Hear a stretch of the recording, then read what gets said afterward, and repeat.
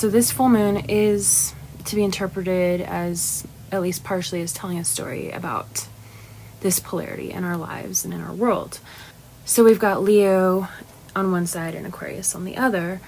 Leo generally is about the self, the ego, the self-expression, creativity, and being.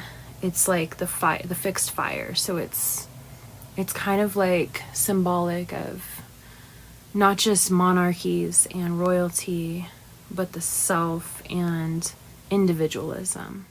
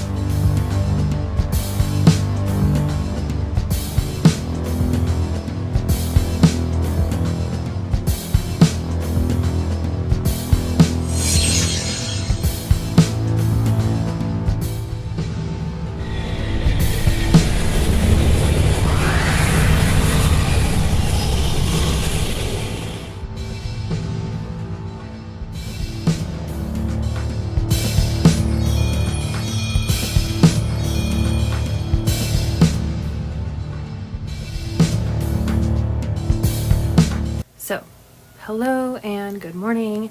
Blessings to you. This is Mercurial Vellum Astrology. My name is Molly. I am here to give you a little bit of astrology for the week. I'm going to focus a little on the full moon that we are having soon. So it is already August 2025. I don't know how it's still summer. It feels like, sorry, I have horrible allergies and my nose is so itchy. It feels like it's been summer for 75 years. I hate it so much. I can't put it into words how much I hate it. So anyways, that's your little ray of sunshine for the day. I know I complain about it a lot. So we've got a full moon occurring August 9th, 2025, which is Saturday.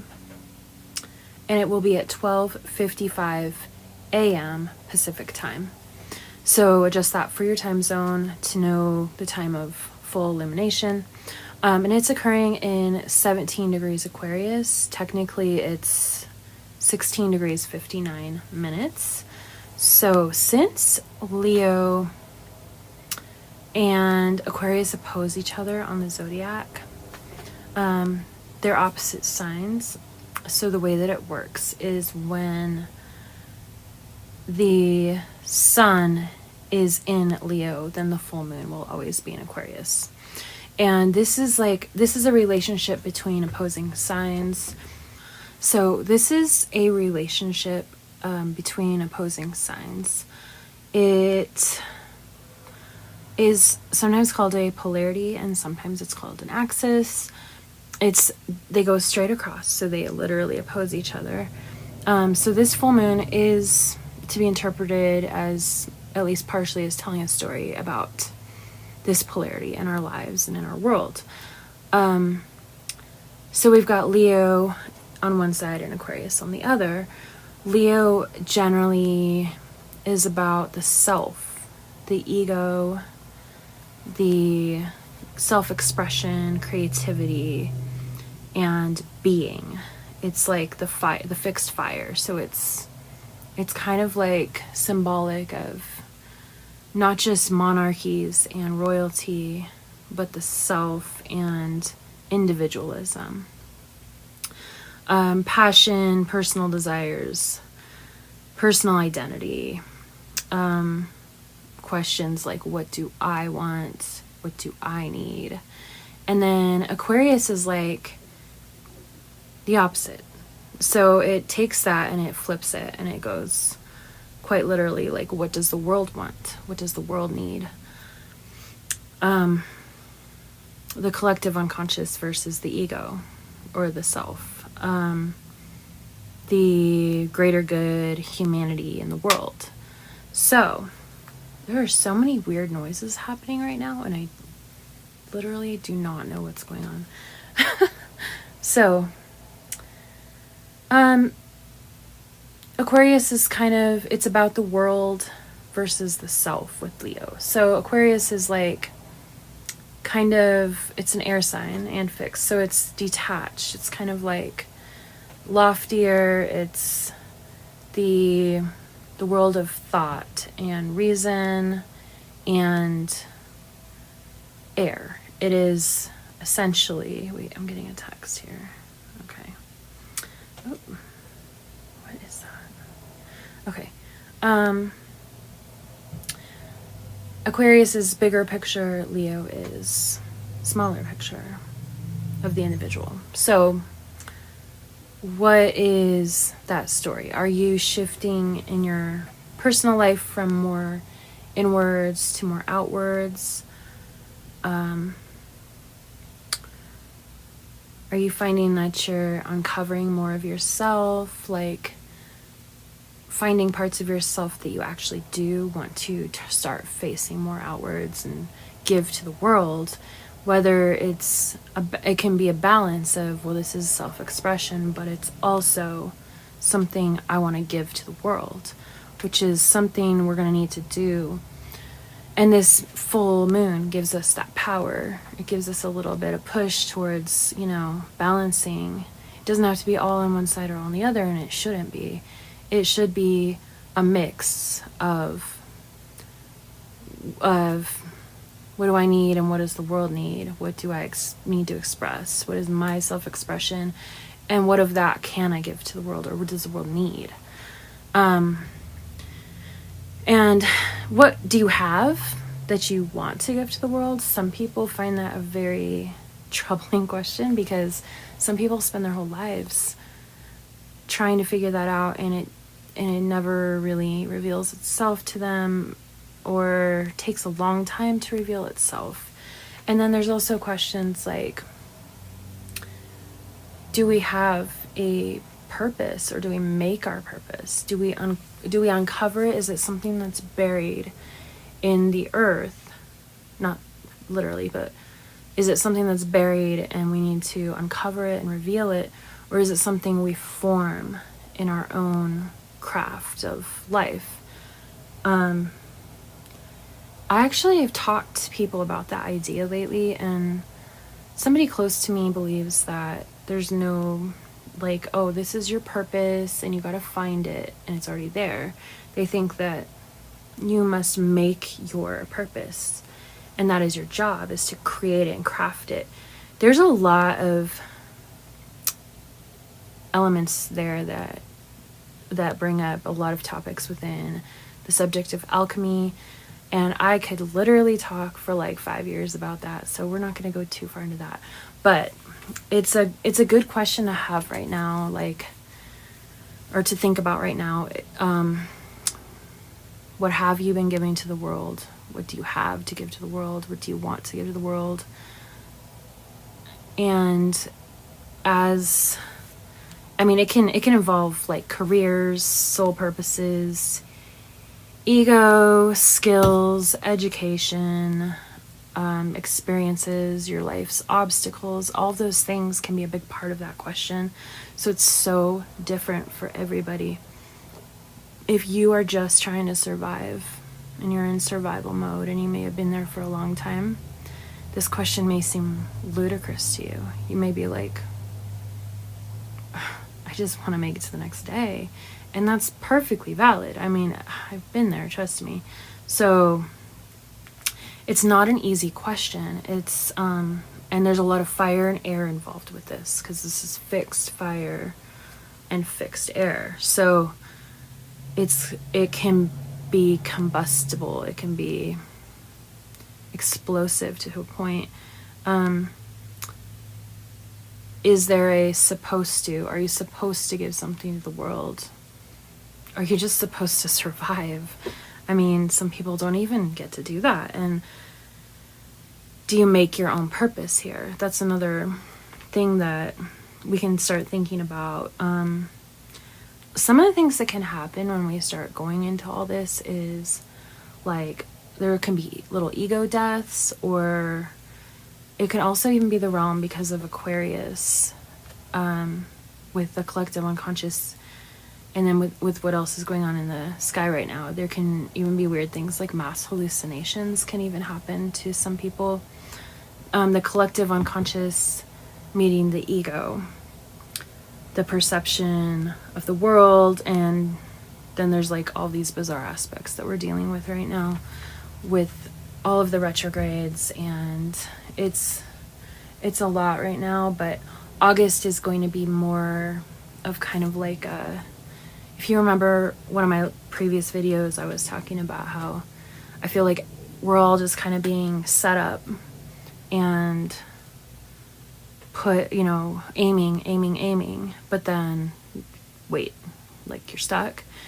This is kind of like the energy we need to finally go, like take off. And so there is a balance at play with all of this. Like, you want to look at how you're balancing your personal needs with the world around you, and a lot of people are going through a big transformation with that recently and coming to a head this week. So even if it's on a smaller scale, like you live in a town of like 100 people or something, you still can think of like, what is your role? What do you give to that town? The people in it, what is your role? Things like that.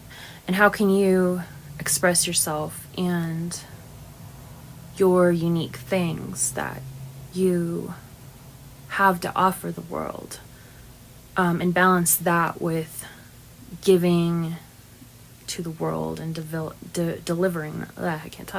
delivering your gifts to humanity, basically. Leo, like I said, Leo's fixed fire, Aquarius is fixed air. So Leo is being, and Aquarius is understanding. There's Leo can be the king, and Aquarius can be the masses too. So there's a lot of different themes with the axis here.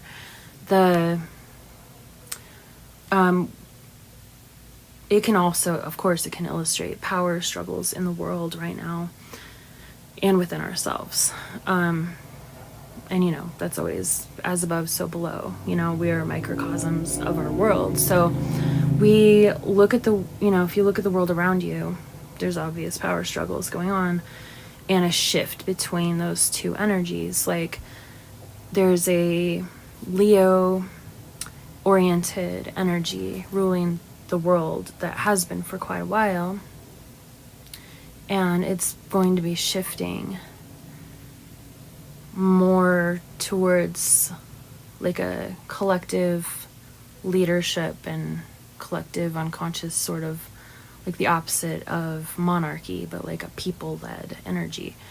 That's something that's struggling right now. The existing structures are being shooken up, and the energy that's coming in while the age of Aquarius is coming up towards us, it's just shaking all of that up. It's questioning it, it's threatening it, it's also kind of eroding it with the planetary energies that we have.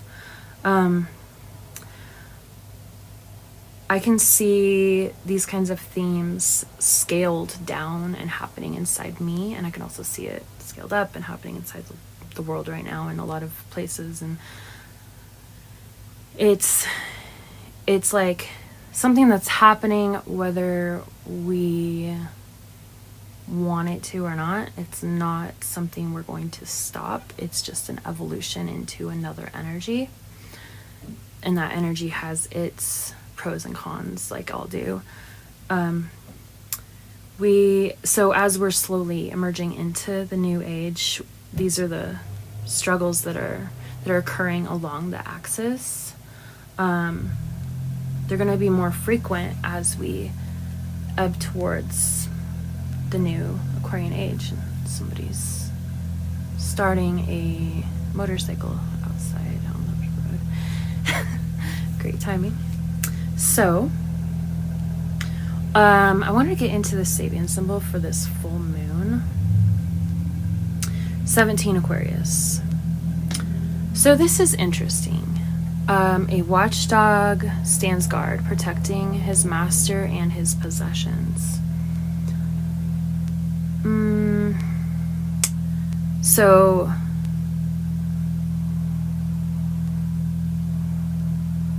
the self and one's individualism is seeing society and the masses as a threat. And this is definitely a theme that we are seeing with the Leo Aquarius polarity. It's like Leo's saying, this is mine. This is mine. I own this. I'm an individual. And there's society saying, the opposite. It's threatening it. It's threatening its stance and its status quo. So it's a struggle that's probably it's complicated. It's like each side has a right to be what it is, but there will be clashes and struggles because of this shifting energy. So it's really hard to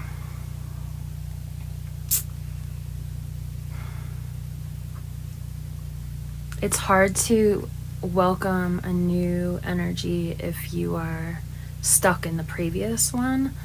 And to a point, we all do that because change is hard. None of us, some of us like it more than others, but in general, humans do not like change. So anything, as it comes up, we see it as a threat. And part of that is the reason we even evolved. It's a survival mechanism to a point, but we are going to be facing those struggles as this energy, becomes more prevalent, because there's no escaping it. It's kind of just how things are changing into, and you want to maintain your self-expression and your individualism, but you may lose some things, and maybe those things were weighing you down. That's another way to look at it. But you will need to guard the boundary between yourself and the masses. There are so many strange noises going on today. Like, I don't even know what that was. Anyway, so that's all I've really got to say about the full moon on the 9th, the Sturgeon moon. And I hope you've enjoyed this, and please do let me know what you think if you have any thoughts about it, and you have a wonderful rest of your week.